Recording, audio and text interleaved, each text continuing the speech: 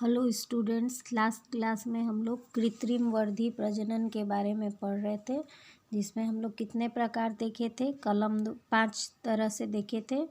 जो कृत्रिम वर्धी प्रजनन है वो 5 तरह से हो सकता है: कलम द्वारा, दबाव द्वारा, गुटी द्वारा, रोपण द्वारा और ऊतक संवर्धन द्वारा। तो बारी बारी से हम लोग एक एक विधि में देखेंगे किस प्रकार प्रजनन क्रिया होती है। तो कलम लगाना हम लोग बचपन से ही करते आए हैं, देखते आए हैं कि क्या करते हैं कि किसी किसी पौधे, जैसे मान लो गुलाब का पौधा दूसरे के बागान में अच्छा लग रहा है, तो हम लोग क्या करते हैं, उसको कटिंग करके उसको तने को उसके काट के और ला के अपने आंगन में लगा देते हैं, जिससे कि हमारे घर में भी पौधा वो नया उग जाता है, नया पौधा ग्रो कर जाता है। तो ये एक साधारण सी विधि है जिसमें हम लोग क्या करते हैं, खास करके उन पौधों में के लिए किया जाता है जिसमें बीज नहीं या बहुत ही कम होते हैं।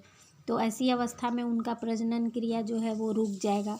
तब हम लोग कटिंग विधि द्वारा उसमें प्रजनन क्रिया करा के नए पौधे को उत्पन्न कराते हैं।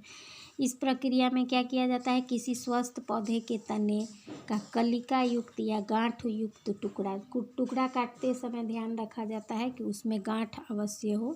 ऐसे टुकड़े को काटते हैं जिसको क्या बोलते हैं हम लोग, कलम। और इस कलम को उपयुक्त परिस्थिति में, यानी पहले से तैयार किया हुआ मिट्टी में, जहाँ पानी हो, नमी हो, ऑक्सीजन हो, वैसे मिट्टी में हल्का तिरछा गाड़ते समय हम लोग क्या ध्यान रखेंगे कि उसको हल्का तिरछा करके गाड़ देंगे। और ये जो गांठें हैं वहाँ से क्या निकल आती हैं, शाखाएं। इस तरह से गांठों से शाखाएं और जो नीचे का पोर्शन है जहाँ कटिंग किए थे वहाँ से जड़ निकल आती है। तो इस प्रकार बाई कटिंग कलम लगाने द्वारा हम लोग नए पौधे को उत्पन्न कर लेते हैं।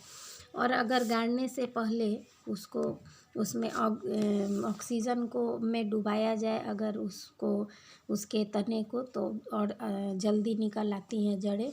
और ऑक्सीजन का छिड़काव करने से भी, ऑक्सीजन हार्मोन है जिसका छिड़काव करने से तने जल्दी निकल आते हैं।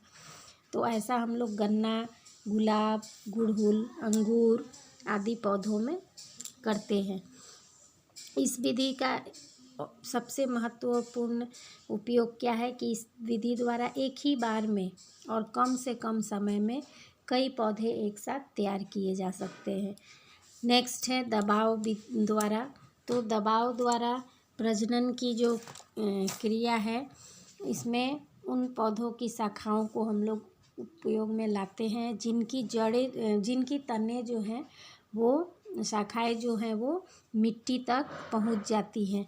जैसे देखो यहाँ चित्र में दिखाया गया है, ये जो पौधा है ये खास करके बेला, चमेली, तुम लोग एग्जाम्पल, उदाहरण हमेशा याद रखोगे कि दबाव द्वारा किस में होता है प्रजनन की क्रिया।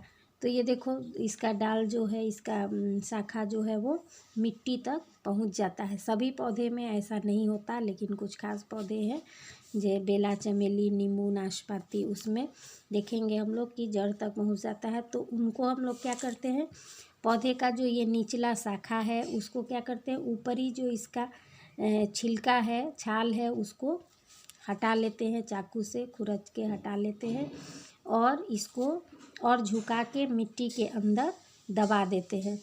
और उसको, उसमें नमी हो, पानी हो, तो कुछ समय बाद ये मिट्टी के अंदर जो दबा दिए हैं इसको हम लोग, तो वहाँ से जड़ें इस तरह से निकल आती हैं। और बाद में इस जड़ के थोड़ा पहले से कटिंग करके, जहाँ जड़ निकलता है उससे थोड़ा पहले से कटिंग करके और इसको हम लोग दूसरे जगह लगा देते हैं। इस प्रकार एक पौधे से दूसरा पौधा तैयार किया जाता है। इसको क्या बोलते हैं, दबाव द्वारा। यानी मिट्टी में हम लोग इसको दबा के और तब नए पौधे को उत्पन्न करते हैं। तो इस प्रकार दबाव द्वारा हम लोग प्रजनन क्रिया करा लेते हैं। दूसरा है गुटी द्वारा। तो गुटी भी दबाव विधि का ही परिवर्तित रूप है। और इसमें हम लोग क्या करते हैं, कुछ ऐसे पौधे हैं जिनका जो शाखा है, डाल है, वो मिट्टी तक नहीं पहुंच पाती, तो सेम प्रोसेस हम लोग गुटी में करते हैं, लेकिन वैसी शाखाओं के साथ, वैसे पौधों के साथ जिनकी जड़ें हवा में होती हैं और वो मिट्टी तक नहीं पहुंच पाती, तो उस समय हम लोग ये गुटी द्वारा करते हैं। देखो चित्र में यहाँ दिखाया गया है। तो गुटी में हम लोग क्या करते हैं, डाल में ही, पौधे के शाखा में ही हम लोग क्या करते हैं, इसका जो तना है उसको हम लोग उसी तरह से छिलका को हटा देते हैं, जैसा हम लोग लेयरिंग में किए, दबाव विधि में किए। और छिलका को हटाने के बाद उसके ऊपर मिट्टी, गीली मिट्टी रख के और उसमें उसको कपड़े से बांध देते हैं। और ऊपर से देखो इसमें नमी बना रहे, इसलिए यहाँ पे पानी का स्रोत एक लटका दिया गया है, जिसमें पानी की टपकता रहेगा और धीरे धीरे यहाँ से अपस्थानिक जड़ें निकल आएंगी। तो इसका ये पोर्शन हम लोग काट के फिर इसको दूसरे जगह लगा देते हैं और जिससे नया पौधा उत्पन्न हो जाता है। तो यह क्रिया हम लोग कहाँ पे करते हैं, किस किस पौधे में, खास करके नींबू, आम, संतरा, इस तरह के पौधे में किया जाता है। तो एग्जाम्पल तुम लोगों को बार बार बोलनी हो, याद रखोगे। नेक्स्ट है रोपण या बाईग्राफ्टिंग। इसमें एक ही जाति के 2 पौधों को काटकर, यहाँ भी हम लोग कटिंग करते हैं। तो यहाँ पे हम लोग एक ही पौधे को नहीं बल्कि 2 पौधों को काटते हैं और काटने के बाद उनको जोड़ा जाता है, जिससे कि दोनों पौधे के उत्तक अस्थायी रूप से जुड़ जाते हैं। और रोपण विधि में जोड़े गए जो पौधे होते हैं उसमें जो निचला 2 पौधे, देखो लिया गया है 2 पौधे की डाल, जिसमें निचला जो पौधा है वो थोड़ा माने अच्छा घटिया जाति का, और जो ऊपर वाला शाखा जो लिया जाता है वो थोड़ा अच्छा क्वालिटी का लिया जाता है। और इससे तैयार जो पौधा होगा वो अच्छे क्वालिटी का बनता है, अच्छे गुण वाला पौधा तैयार होता है। तो इसलिए इसके लिए हम लोग क्या करते हैं, 2 पौधे को लेके उसको हल्का तिरछा या कई प्रकार से कटिंग करके एक साथ रख के उसको जोड़ दिया जाता है। और जोड़ते समय ध्यान दिया जाता है कि ये जो एक दूसरे के कांटेक्ट में पूरा संपर्क में आ जाए, ताकि इसमें जो उत्तक का विकास हो वो अच्छे से हो जाए, एक दूसरे से ये अच्छी तरह से अस्थायी रूप से जुड़ जाए। तो इस तरह का जो हम लोग करते हैं उससे उसका फ़ायदा क्या है, ये रोपण विधि द्वारा हम लोगों को क्या फ़ायदा होता है कि इस प्रकार घटिया जाति के पौधे से भी बढ़िया जाति का पौधा तैयार किया जा सकता है। तो इस पे एग्जाम्पल इसका आम, लीची, अमरूद, आंवला आदि पौधे में इस तरह का हम लोग रोपण विधि का प्रयोग करते हैं।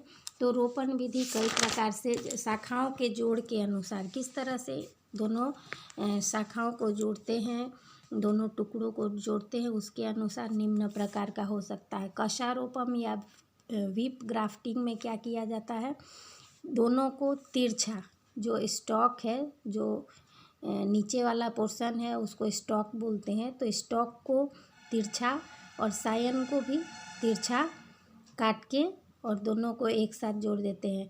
और काटते समय ये ध्यान रखा जाता है कि ये जो पोर्शन है उसमें गांठ हो, क्योंकि जो जड़ या तना का विकास होगा, जड़ या शाखाओं का विकास होगा, वो इसी गांठ के द्वारा होता है। तो यहाँ पे कटिंग कैसा किया जाता है, तिरछा, और फिर दोनों को एक साथ बांध के और इसके ऊपर मिट्टी लपेट के और बांध दिया जाता है, जिससे कुछ दिनों के बाद ये दोनों डालों के उत्तकें जो हैं वो अच्छे से एक दूसरे से जुड़ जाती है।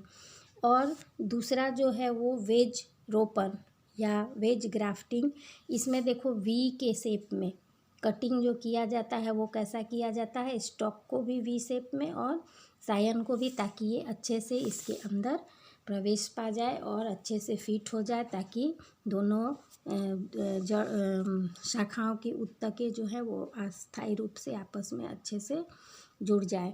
और एक इसी का प्रकार है क्राउन ग्राफ्टिंग। क्राउन ग्राफ्टिंग में क्या देखते हैं, देखो ये जो नीचे वाला स्टॉक है वो ज़्यादा ही चौड़ा है और ऊपर में क्या किया गया है, 3 अलग अलग प्रकार के पौधे का डाल को ऊपर में वी आकार में कट करके जोड़ा गया है। तो इससे देखो अलग अलग जातियों के पौधे का शाखा को भी हम लोग यहाँ पे फिट करके और यहाँ से हम लोग नए पौधे को उत्पन्न कर सकते हैं। तो इस प्रकार देखिए हम लोग की किस प्रकार से रोपण विधि द्वारा हम लोग पौधे को ग्रो कर सकते हैं, नया पौधा तैयार कर सकते हैं। तो रोपण विधि का क्या महत्व है वो हम लोग एक बार देख लेते हैं। इस विधि से फर्स्ट क्या है, इस विधि से हम अपनी इच्छा अनुसार चुनिंदा लक्षणों वाले पौधों की उत्पत्ति कर सकते हैं। हम जैसा चाहते हैं वैसे वैसे पौधे को हम लोग यहाँ पे तैयार कर सकते हैं। इससे कम समय में, दूसरा पॉइंट क्या है, कम समय में पौधे को तैयार हो जाते हैं, क्योंकि यहाँ पे हम लोग जो तैयार करेंगे वहाँ से डायरेक्ट क्या निकलेगा, ब्रांचेज निकलेंगे, रूट निकल जाएगा और तुरंत पौधा बड़ा हो जाता है। इससे एक ही पौधे में अलग अलग अपनी इच्छा के अनुसार अलग अलग इच्छित गुणों के पौधे, फल आदि को उत्पन्न कर सकते हैं। और फोर्थ क्या है, इससे बिना बीज वाले फलों की जातियां भी उत्पन्न की जा सकती है। इस प्रकार ग्राफ्टिंग द्वारा, रोपण द्वारा हम लोग इतने महत्वपूर्ण कार्य को कर पाते हैं। नेक्स्ट जो है हम लोगों का विधि है, पांचवा विधि जो है वो सूक्ष्म प्रजनन या उत्तक संवर्धन। ये भी बहुत इम्पोर्टेंट है। और उत्तक संवर्धन का जो योगदान जो हम लोगों को ये विधि दिए, उनका नाम क्या है, हेबरलॉन्ट। तो जो 1902 ईस्वी में इस विधि के बारे में जानकारी दिए थे। और इस विधि में क्या किया जाता है, कोई स्वस्थ पौधा, देखो चित्र में, कोई स्वस्थ पौधा का जो ग्रोइंग टिप है, अग्रभाग है, जैसे यहाँ से ये अग्रभाग को काट लिया जाता है। कुछ उत्तक या कुछ कोशिकाओं को, यहाँ से कुछ उत्तक या कुछ कोशिकाओं को देखो यहाँ अलग किया गया है। और इस यहाँ पे एक बहुत ही ज़रूरी नोट करने वाला बात क्या है कि इन उत्तकों को जहाँ रखा जाता है वो अनुकूल माध्यम होना चाहिए। उस माध्यम में ये जो कोशिकाएं हैं वो वृद्धि करती हैं और वृद्धि करके धीरे धीरे कई स्टेप में नई प्लांटलेट को उत्पन्न करती है। तो यहाँ पे अनुकूल माध्यम जो है वो बहुत इम्पोर्टेंट है। और क्योंकि इसमें बहुत से पोषक पदार्थ होते हैं, इस माध्यम में क्या होते हैं, बहुत से पोषक पदार्थ जेली के रूप में उपस्थित रहते हैं। और साथ में पादप हार्मोन भी यहाँ पे दिया जाता है, जिससे कि पौधे की वृद्धि के लिए जो ज़रूरी आवश्यक वस्तुएं हैं वो आसानी से उपलब्ध हो जाए। तो इस विधि में क्या किया जाता है, सबसे पहले जो ग्रोइंग टिप है उसको लेके, उससे कुछ कोशिकाओं को लेके उसको स्टेराइल जेली माध्यम में ट्रांसफ़र किया जाता है, प्रतिस्थापित किया जाता है, जहाँ से इनको पोषक पदार्थ और हार्मोन मिलते हैं और ये ग्रो करते हैं। और बहुत तेज़ी से ग्रो करके कुछ कोशिकाओं का मास ग्रुप बना लेते हैं, जिसको क्या कहा जाता है, कैलस, जिसको क्या कहा जाता है, कैलस। अब इस कैलस को पुनः दूसरे जेली माध्यम में रखा जाता है, जहाँ पे जड़ को ग्रो करने वाले जो हार्मोन हैं वो उपयुक्त मात्रा में मिले, तो वहाँ पे इनका क्या होता है, जड़ इनमें विकसित हो जाता है। नेक्स्ट तना को ग्रोथ कराने वाले माध्यम में इनको रखा जाता है, जहाँ पे तना का विकास करने वाला उपयुक्त हार्मोन यहाँ पे मिले इनको, तो यहाँ पे तने का विकास हो जाता है। और इसके बाद तना और जड़ दोनों बन जाने से धीरे धीरे ये इनको बाद में मिट्टी में ट्रांसफ़र कर दिया जाता है। इनको क्या बोलते हैं, प्लांटलेट्स को मिट्टी में बाद में प्रत्यारोपित किया जाता है, मिट्टी में रख दिया जाता है उपयुक्त वातावरण में। तो ये धीरे धीरे वृद्धि करके कोशिकाओं 1 से 2, 2 से 4 वृद्धि करके और नया अपना पौधा तैयार कर लेता है। तो इस प्रकार सूक्ष्म प्रजनन या उत्तक संवर्धन विधि द्वारा प्रजनन की क्रिया होती है। तो यह विधि जो है वो वर्धी प्रजनन का आधुनिक तरीका वर्धी प्रजनन का आधुनिक तरीका है और इससे उत्पन्न होने वाले पौधे अपनी मातृ कोशिका के बिल्कुल समान होते हैं। जैसी मातृ पौधे होंगे वैसे ही पुत्री पौधा भी तैयार होगा। और इस प्रकार उत्पन्न पौधे को क्लोन कहते हैं। और ये इसका एग्जाम्पल याद रखोगे, ऑर्किड और गुलदाउदी में ऐसा क्रिया ज़्यादा किया जाता है।